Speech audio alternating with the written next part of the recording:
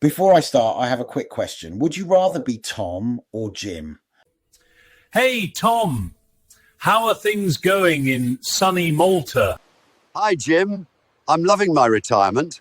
Well, I imagine most would want to be Tom, and I would too. So let's make it happen. Hi, and welcome to episode 15 of the Relocating to Malta podcast. So you visited Malta and you like the sun, sea and pace of life, and now you're thinking about retiring in Malta. But once you start digging into how to retire here legally, it gets confusing pretty fast, especially when you come across terms like the Malta Retirement Programme or Economic Self-Sufficiency. In this video, I'll explain what both of these really mean, which one applies to you as an EU or non-EU citizen, and why some EU retirees choose the more complicated route on purpose. Malta actually has two main routes that let you retire here. Number one, the standard Economic Self-Sufficiency Route, which is for EU citizens. Number two, the Malta Retirement Programme, or MRP for short, which is open to both EU and non-EU nationals. If you're an EU citizen, you automatically have the right to live in Malta under freedom of movement. That means you can move here pretty easily. You just need to prove that you can support yourself financially and that you have health insurance. The MRP, on the other hand, is more of a special status. It's designed for retirees who want to make Malta their main home and benefit from a fixed 15% tax rate on their foreign pension. Let's start with the easy one. If you're an EU citizen and you plan to live in Malta for more than 3 months, you simply just register as economically self-sufficient. You'll need to show that, one, you have enough savings or pension income to cover your living costs, and two, you have valid health insurance. This can be private or an S1 form from your home country if you're retired. There's no minimum income threshold published, but it's roughly in line with Malta's basic cost of living. The process is very simple. You simply apply online or through Identity Malta. You provide your documents and you're done. There's no application fee, no minimum number of days you must stay, and no property purchase or rental requirements. For many EU retirees, this option is all you need. It's quick, easy, cheap, and flexible. Now, the Malta Retirement Programme, or MRP for short, is quite different. At first glance, you'll see that it is essentially designed for non-EU citizens, but the MRP is also open to EU citizens. You're probably wondering why, as an EU national, would you want to go through this route when the Economic Self-Sufficiency Route is so easy and without all the rules? And don't worry, I'll be talking about the rules a little later in this video. In simple terms, the MRP can be attractive for certain EU nationals because it's designed mainly for retirees with a stable and higher value pension who want to benefit from the 15% flat tax rate. To qualify for the MRP, you need to, 1, receive a regular pension that makes up at least 75% of your total income. 2, remit all of that pension to Malta. 3, own or rent a property in Malta with specific minimum values, currently around €275,000 for properties in northern Malta or €220,000 in Gozo or the south of Malta. If renting, we're talking between €8,750 and €9,600 in rent per year. Those figures for the south and north of Malta, respectively. Number 4, you need to spend at least 90 days per year in Malta on average. And finally, number 5, you need to have full health insurance. There is also a one-time application fee of €2,500, and so it isn't exactly cheap.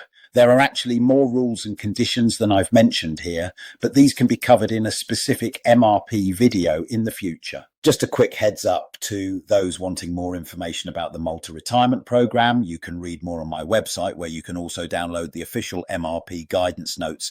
The link is in the description and it is totally free. No email needed, just read or download as you wish. Now back to the episode.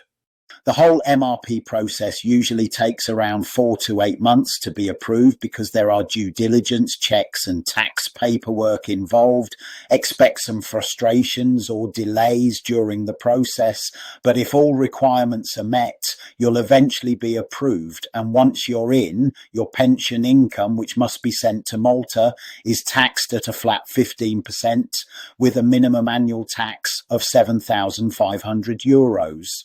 So now you understand a little more about the two routes. Let's talk about some of the real differences in a little more detail. If you're under the self-sufficiency route and you become tax resident in Malta, your foreign income is only taxed if you bring it into Malta.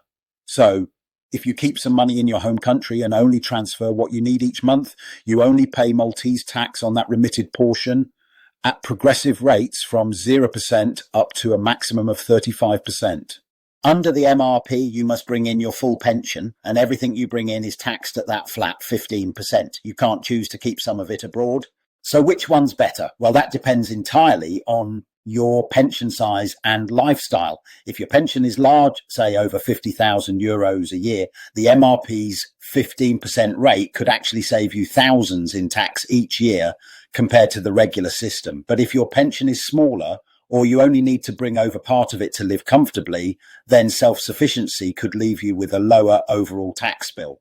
So why would an EU citizen pick the more expensive and bureaucratic option? Well, there's a few reasons. One, predictability. With the MRP, you know exactly what you'll pay, and that's 15%. No guessing, no debates about domicile or remittances. Two, peace of mind. You get official tax status from the Maltese authorities, which some people like for long-term planning. 3, family coverage. The MRP can also include dependents under the same tax umbrella.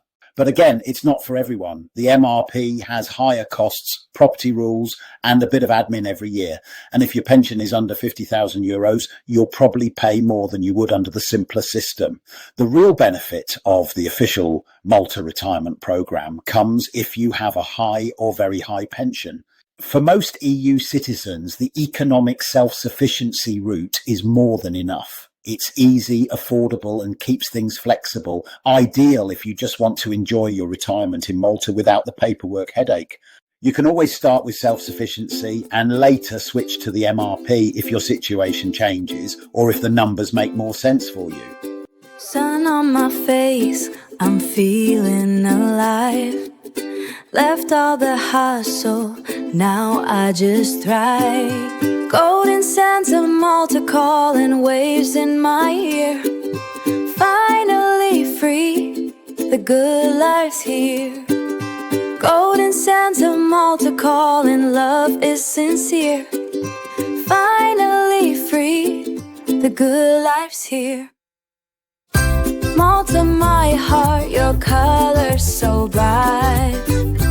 Dancing shores of better underline. Every corner whispers history and grace. In your arms I found my favorite place.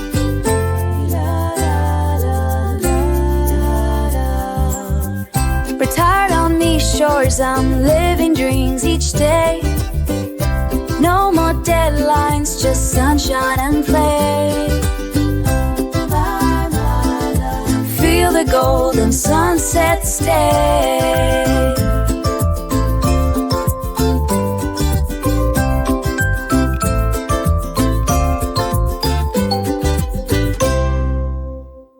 So to sum up, if you want simplicity and flexibility, go with self-sufficiency. If you want a fixed 15% tax rate and don't mind the extra admin, consider the Malta Retirement Programme.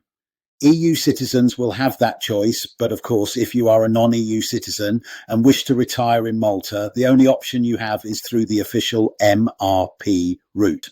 Whichever path you choose, you get to spend your retirement years somewhere sunny, safe, and relaxing in the Mediterranean. Thanks for watching. Be sure to check out our website if you're looking for more information and resources about relocating to Malta, or if you want to book a video consultation or purchase one of our handy ebook guides. If you like this video, please like, share, and subscribe, and I'll catch you in the next one. Bye for now.